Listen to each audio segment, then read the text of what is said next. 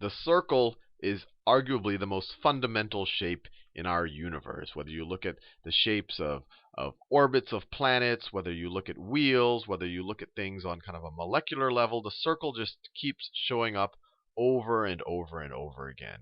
So it's probably worthwhile for us to understand some of the properties of the circle.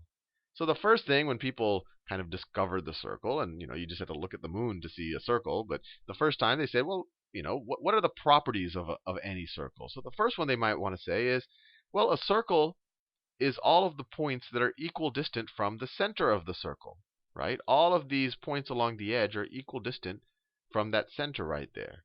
So one of the first things someone might want to ask is, what is that distance, that equal distance that everything is from the center?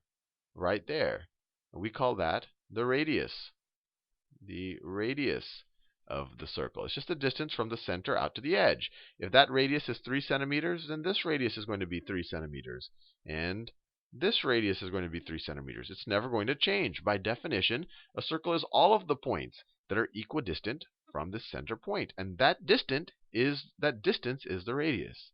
Now, the next most interesting thing about that, people might say, well, how fat is the circle? How wide is it along its widest point? Or if you just want to cut it along its widest point, what is that distance right there? And it doesn't have to be just right there. I could have just as easily cut it along its widest point right there. I just wouldn't be cutting it like someplace like that, because that wouldn't be along its widest point. There's multiple places where I could cut it along its widest point. Well, we just saw the radius, and we see that widest point goes through the center and just keeps going. So it's essentially 2 radii. You get one radius there, and then you have another radius over there. And we call this distance along the widest point on the circle the diameter. So that is the diameter of the circle. It has a very easy relationship with the radius. The diameter is equal to 2 times the radius. 2 times the radius. Now, the next most interesting thing that you might be wondering about a circle is how far is it around the circle? So if you were to get your tape measure out and you were to measure around the circle like that, if you were to measure around the circle like that, what's that distance? We call that word the circumference. Circumference of the circle. Now, we know how the diameter and the radius relates, but how does the circumference relate to, say, the diameter? And if we know how it relates to the diameter, it's very easy to figure out how it relates to the radius. Well, many thousands of years ago, people took their tape measures out, and they keep measuring circumferences and radiuses. And let's say when their tape measures weren't so good, let's say they measured the circumference of this circle, and they would get it, well, it looks like it's about 3. And then they measure the radius of this circle right here, or the diameter of that circle, and they say, well, that diameter looks like it's about 1. So they would say, let me write this down. So we're worried about the ratio. Let me write it like this: the ratio of the circumference to the diameter. So let's say that somebody had some circle over here. Let's say they had this circle, and the first time with not that good of a tape measure, they measured around the circle and they said, hey, it's roughly equal to 3 meters when I go around it, and when I measure the diameter of the circle, it's roughly equal to 1. So, okay, that's interesting. Maybe the ratio of the circumference to the diameter is 3, so maybe the circumference is always 3 times the diameter. Well, that was just for this circle, but then let's say they measured some other circle here. Let's say it's like this. I drew it smaller, but let's say that on this circle, they measured around it, and they found out that the circumference is 6 centimeters, roughly. They have a bad tape measure right then. And then they find out that the diameter is roughly 2 centimeters. And once again, the ratio of the circumference to the diameter, was roughly 3. So like, hey, this is a neat property of circles. Maybe the ratio of the circumference to the diameter is always fixed for any circle.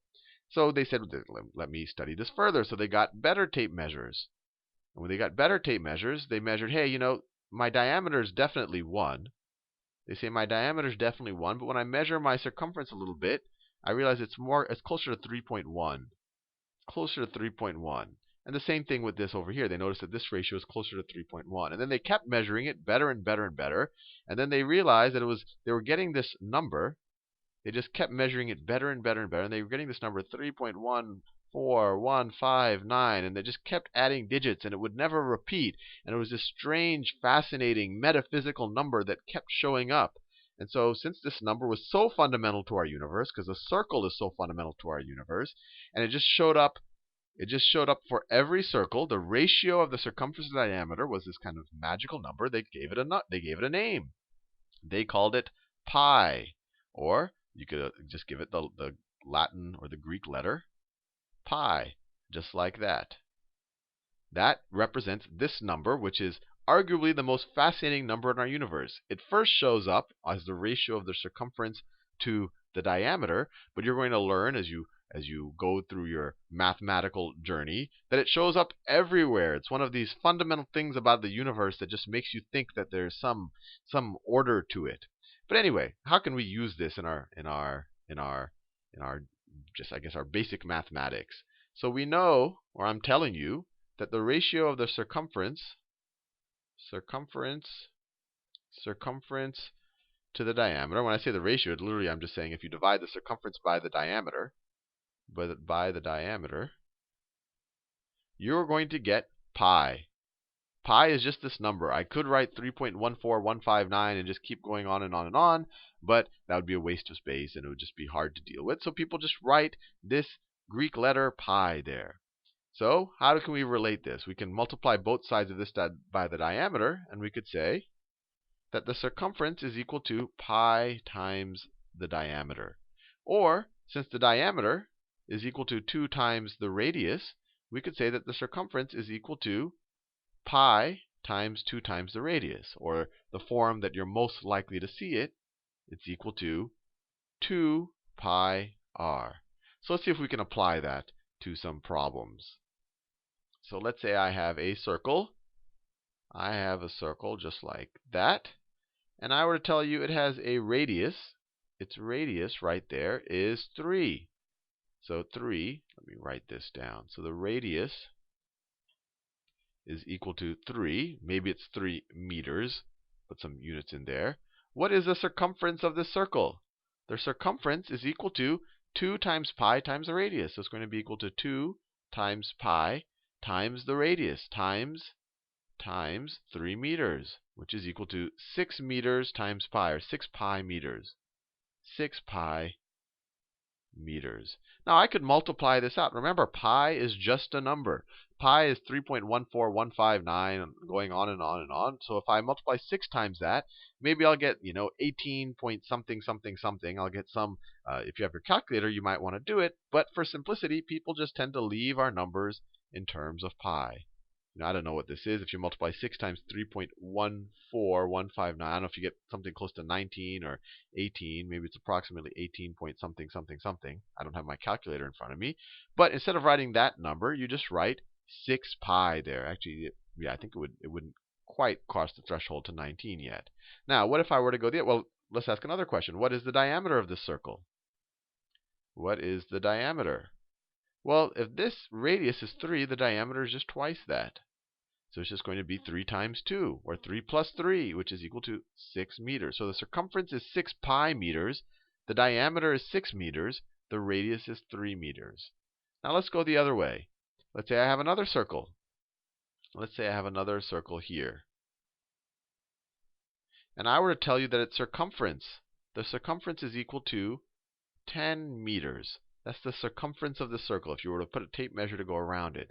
And someone were to ask you, what is the diameter? What is the diameter of the circle?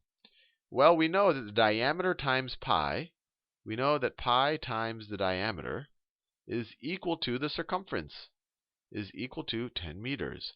So to solve for this, we would just divide both sides of this equation by pi. So the diameter would equal 10 meters over pi, or 10 over pi meters. And that is just a number. If you have your calculator, you could actually divide 10 divided by 3.14159. You're going to get 3 point something something something meters. I can't do it in my head. But this is just a number. But for simplicity, we often just leave it that way.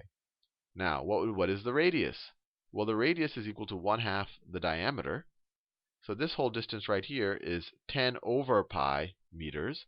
And if we just want half of that, if we just want the radius, we just multiply it times half. So you have 1/2 times 10 over pi, which is equal to 1/2 times 10, or you could just say this divide the numerator and the denominator by 2. You get a 5 there, so you get 5 over pi. So the radius over here is 5 over pi. Nothing super fancy about this. I think the thing that confuses people the most is to just realize that pi is a number. Pi is just 3.14159. It just keeps going on and on. You could write there's actually thousands of books written about pi. So it's not like, and I don't know if there's thousands, but maybe I'm exaggerating. But you could write books about this number. But it's just a number. It's a very special number. And if you wanted to write it in a way that you're used to writing numbers, you could literally just multiply this out. But most of the time, people just realize they like leaving things in terms of pi. Anyway, I'll leave you there, and in the next video, we'll figure out the area of a circle.